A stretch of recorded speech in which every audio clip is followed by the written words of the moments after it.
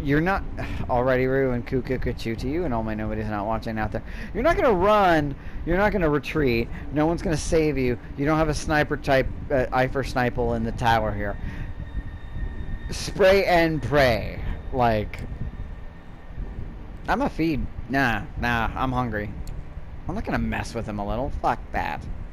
Quivering mass mirror that thought himself the toughest of the tough before he can react. You slap the gun out of his hands, leaning and that's still messing with him. It's just like, hey, bub, get that shit out of my face. Puts on a little bib. It's got a little crab on it. An apron. Kiss the cook. Nom. Hi. Half a second later, your fangs are already halfway into his windpipe. Blood tastes sour, with a hint of cowardice and regret. Could have gone without the bang. You chose to go with a gurgle. Oh well. I just hope feeding from them isn't a bad move, but I needed to feed, so SI operatives taken care of. You take your attention to the container sitting in the middle of the courtyard. Using your combined strength, you make quick work of the steel door. Oh shit, are we just... What, are we just fucking opening this thing? We're just gonna like a sardine can, we're just gonna peel it open and he's just gonna get out? As you walk in, the moonlight from behind you illuminates a twisted figure huddled on the floor. Is this gonna make me sad or scared? Or both. It could be both. It's a world of darkness. It's usually a pretty fucking sad, scared world.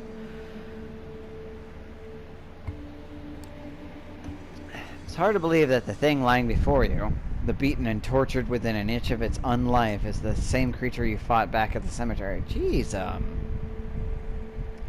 Crow. What the fuck is that thing? Baba Yaga. That's not a proper translation. I just wanted to mock John Wick. Baba Yaga is actually a very important and significant witch thing. It's there's a different word, maybe Baba Yaga or Booba Yaga or Yoga. I don't know Russian, okay, but it's not the boogeyman. Baba Yaga is a witch. She's flies around in a cauldron. She's got tits that hang down to her knees. Death all around her all the time. Grants wishes, kind of. Her stories tend to be about female empowerment and also kind of like being a good like housekeeper wife person and honest, virtuous, and good despite fear. And also has a house that constantly, well, doesn't constantly, but generally moves pretty consistently on chicken legs. Yeah. But yeah, moving on. It's what you refuse to believe. It's what happens when you lose control. I'm gonna say that. It's what happens when you lose it. When you let the beast take over. His lips move silently as if searching for the right words. He looks to you, then turns to his sister as if waiting for a sign. For a moment, Tamika just stands there. She's just like, well, I'm glad we don't have to fight it, but also it's like, this isn't one of those things where this is underwhelming and disappointing. It's like, this is just sad. And I didn't want to fight this thing, but if anything, I'm more angry now for it. She looks down at the scarred one, the once fearful boogeyman, who very mention could strike terror in the hearts of her tribe, now reduced to a whimpering pile of flesh. I mean, at least it's not a pile of ash. Finally, she turns to you with a look of childish innocence, mixed with confusion. Then she looks back at the scarred one. You can tell she's lost. She's like, do we kill it? Like, fuck, man. Like, hasn't this been bad enough? Like, God, what have they done? Like, what do we do? Do we let it go? Do we try to like rehabilitate it? Do we kill it out of mercy? Do we kill it out of better safe than like? This is a complicated circumstance, and I don't know how to navigate it. Tam, what the hell are you waiting for? Let's kill this thing and get the hell out of here. You sure? Somehow that doesn't seem right. He's right, it's what you hear. I'm just gonna be like, look, Tamika, you're alpha here. I'm not trying to make your decisions for you. I am worried if I say this.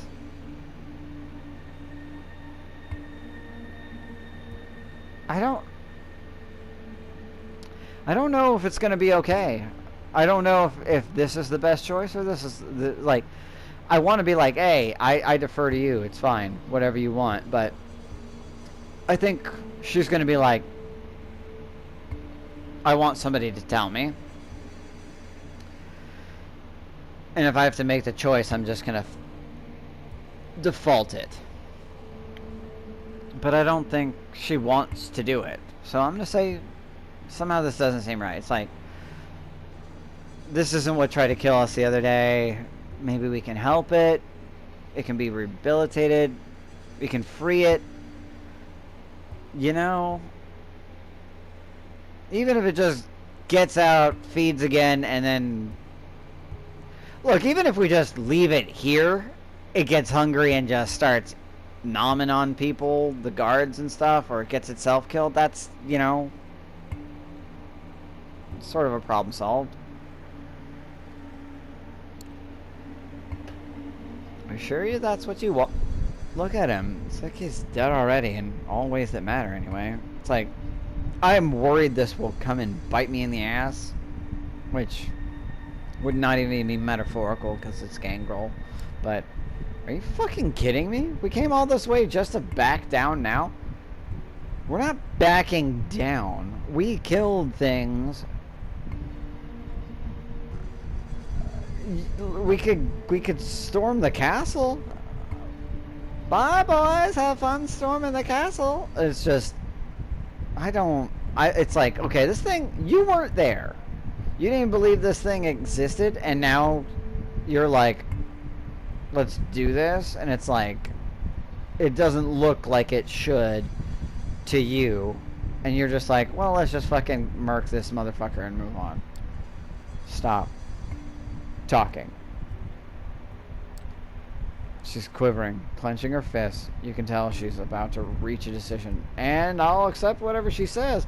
I'm not trying to go against Raoul. I'm not trying to decide for her. I feel like if I had just been straight and been like, hey, it's your choice. I'm just here on the mission. I'm just riding along. She probably would have default based on her rage and her past and her reason. Her revenge would have killed it regardless of it, but maybe it could be an ally, or maybe it can be rehabilitated or saved, or even just as a weird crazy masquerade violating cryptid, it can still serve a function. I don't know. I'm trying to be optimistic here. You're better than this, or look at him. Is it worth it?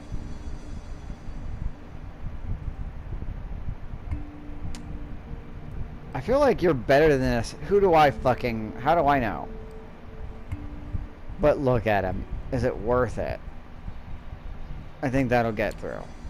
Look at him, Tam. There's barely anything left. Is he really worth it? And again, I'm a Toreador. That's a softer way to put things. Suddenly, the very air around you seems to thicken. Oh, you look over at Tamika. She's not quivering any... Oh, okay, well, I guess what happens, happens. She looks down at the mess of flesh and fur curled on the steel floor. Her voice is calm and quiet. Again, whatever happens, happens, man. It's not my... No.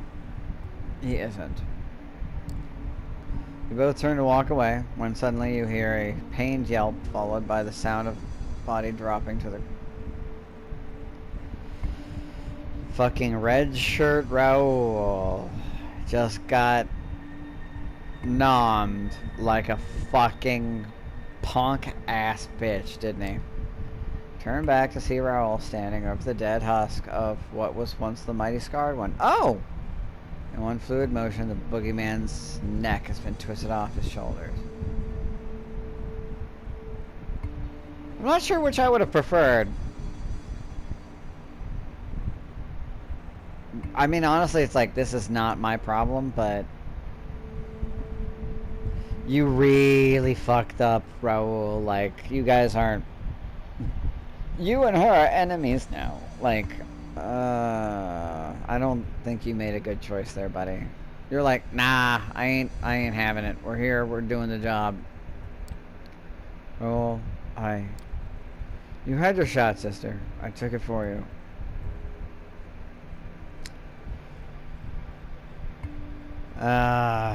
Red shirt Raoul, you'll probably survive the night only because she allows you to, but you will not be fucking brood no more. I hope you don't regret it. Like, that's it. Like, I'm not gonna be like, what's done is done. Like, fuck you, Raoul. I hope you don't come to regret it. Standing outside the steel container, the three of you take a moment to gather your thoughts. No, we should get the fuck out of here. Like, immediately. Look. Regardless, Raoul did the thing. Bounce. Dipset, 86. Bye-bye. You look at one another, the blood staining your hands, clothes, and faces. In the pale moonlight, it appears black and shiny, like fresh ink stain on a fresh sheet of paper. Without another word, you head back towards the city. Lights. Fuck, I hate how it's just like... The journey back takes longer than it did in the other direction. With bits and pieces of the Second Inquisition still stuck in your clothes, you decide to play it safe by sticking to the back alleys and cutting through the darker corners of the city. Tamika stays several steps ahead. Both you and Raoul are quite content to follow her lead. Oh wow, are we like astride each other? You can tell that these last few nights have taken a toll on her, but not necessarily in a bad way. She seems stronger somehow, confident, more in tune with herself. Maybe I should have let her, or encouraged her to do the thing, and not been all toreador and soft and squishy. Or maybe he needed to do it because that made... But she knew that he was gonna kind of do his own thing eventually, and she couldn't count on him. Maybe this is just proof of that? I don't know. This got deeper than I expected. Sooner the awkward silence becomes unbearable enough that you're willing to risk making small talk with Raoul. Oh my god. Wow. That's pretty fucking desperate. So, hey, Raoul, have you heard of Huey Lewis in the news? You think she's gonna be alright? She didn't make the fucking choice, you motherfucker. I'm gonna ask if she's gonna be alright. I'm not sure what happened back there. Like, I'm concerned about her. Yeah, I think so. She just gotta figure some stuff out. Our lineage, we have a special relationship with the beast. I mean, I really would expect you to have more bestial features. Maybe that thing around your neck is not an option. It's not a fashion accessory. It's like a literal thing that's just part of your body now. That could totally be a thing. We can either let it control us or become attuned to it. It's a constant struggle, marked with difficult choices. I think Tam just made one of them. Her choice was to not do the thing because it didn't seem like it was worth it. Then you did the thing she agreed, she chose for us not to, like an asshole. And maybe it was good or maybe it was bad, but I don't know. I feel like I wasn't trying to protect her from the beast and the effects of it when gangrels, when they frenzy, that's what it's called, you know, they have their flaw is, at least in some versions of it, I don't know if the modern knights are like this or whatever, but they gain a permanent sort of disfigurement. It could be small, it could be big. Really depends on what happens and the storyteller. But basically, like maybe they have snake eyes or hawk eyes, or they have a beak-like nose, or an actual fucking beak, or permanent claws, or fur over part of their body, or a more jowl like snout like face, all fucking shark ass teeth, And so did I. Pondering what you've just heard, the rest of the trip barely registers. To your surprise, you suddenly find yourself back at Prospect. Tamika keeps walking. She strides through the parkade like a queen of old, returning after a victorious conquest. See, again, I feel like this thing is written in certain ways where, regardless of the actions, it still is the thing.